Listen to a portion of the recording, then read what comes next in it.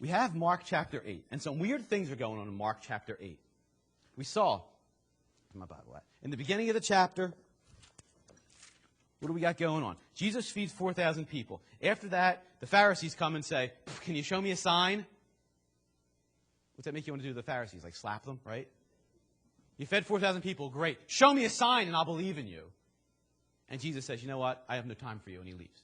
He leaves with his disciples. And he gets in the boat with the disciples, and he says, guys, be careful of the leaven of the Pharisees. And the bright bulbs that they are, they go, oh, he's talking about bread, leaven. We didn't bring any bread for this trip. He's mad at us. And Jesus says, no, that's not what I'm talking about.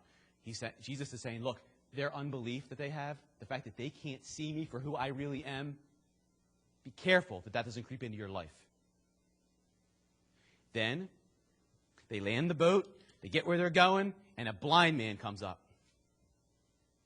Jesus isn't happy when the disciples don't get his little message. He says to them in verse 21, 8:21, he says to them, do you not understand? The disciples, they don't get it. The disciples don't see clearly who Jesus is. So then Jesus lands the boat. This guy comes up to him as blind, falls on his face before Jesus. Jesus picks him up, spits in his eyes. Interesting way Jesus heals people. Spits in his eyes, and then a weird thing happens. Does the guy get healed? No.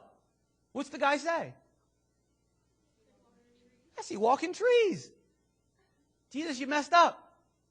You didn't spit enough or something. Something didn't work here. I'm not seeing things. Now, that's interesting. You know the only miracle that Jesus does this way, where it's not complete the first time he does it. Why do you think that is? What's he trying to show us? You see, the blind man, he healed, and the blind man could kind of see.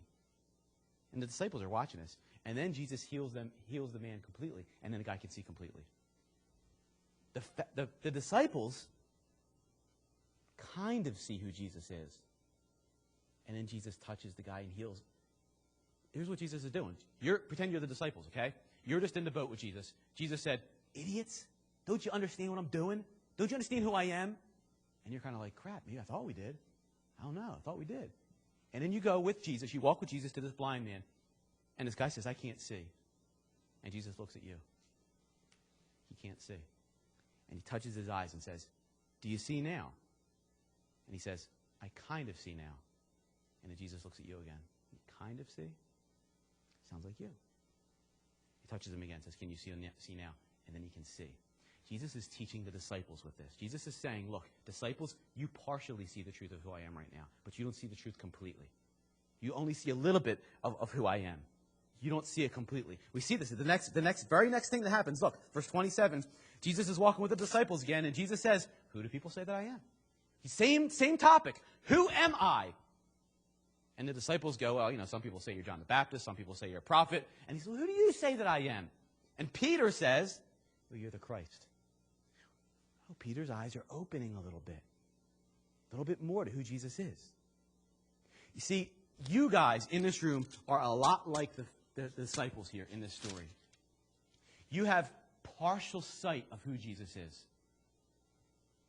You have partial sight. You're the guy you guys see walking trees when I talk about Jesus. A lot. You see walking trees. I'm saying, look at the value of this Jesus. And you're going, kind of. It's not real clear. I'm not real. You see partial trees. And that's why when we come in here, we talk about, look, lay your life down before Christ. All this garbage in your life, throw it aside. Run after Him. Look at the beauty of what He's doing. He's showing you His value. And you're going, partial trees. It's kind of, you see what I'm saying? So how are you going to get to the point where it's not partial anymore? How do you get to that point? And it's beautiful when you get to that point. When you can see a little bit clearer. It's so beautiful that people in the Bible, when that point comes and they see a little bit clearer, they write things like this. Psalm 16:11. In your presence, O Lord, is fullness of joy. That's what happens when you finally see Him, is that in your presence is fullness of joy. Or you say things like this. See if you've ever said this. One thing I ask of the Lord, Just one thing I ask of the Lord. One thing I'm going to seek after. That I might dwell in the house of the Lord every day of my life. Why? To just gaze upon the beauty of the Lord. Do you ever think anything? I want one thing. Lord, if I could have one more prayer, show me your glory. Just show me your beauty. Let me see that you're beautiful. My heart keeps longing after garbage. It doesn't see the value that you have. One thing I ask, let me see the value that's in you. Let me see it. Let me see your beauty. Have you ever prayed that? Have you ever begged God in tears all night, let me see your beauty? He invites you to do that. He says in Psalm 34:8, taste and see that the Lord is good. That's what he says to you. Come taste, he says. Come taste and see that the Lord is good. You're too busy. Your heart's a million places. You're not even thinking about where your heart is. And I'm saying, look, you better get that thing and throw it before the face of God and say, Lord, shine some light on this that makes it change. Let me taste and see that you're beautiful. Do what you did with the disciples on that mountain when you were transfigured before them. That's the next thing that happens here in the story. After Jesus heals that man partially, and then the disciples, he says, Peter, who am I? And Peter says, I think you're the Christ, right? And then he says, come with me. Let me show you who I am. You want to know who I am? Come with me up to this mountain. Let me show you who I am. And he stands on the mountain, and he's transfigured before them. He glows. He glows. The Father speaks from heaven. This is what we want, isn't it? That God would reveal himself in that way. That God would come to us in our lives and say, here I am. Look at my beauty.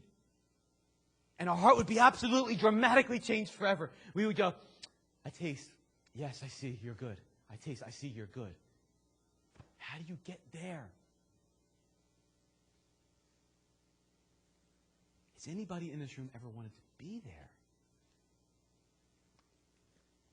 Has anybody in this room ever wanted to be there? Not just during a message.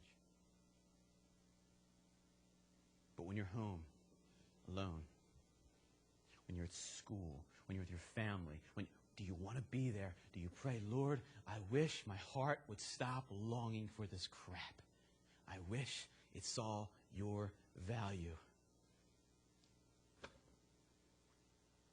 How do you find that taste for him? Turn your Bibles to 2 Corinthians chapter 4, verse 4. Very familiar with these verses. Let me show you this as we close. I'm going to give you the answer right here.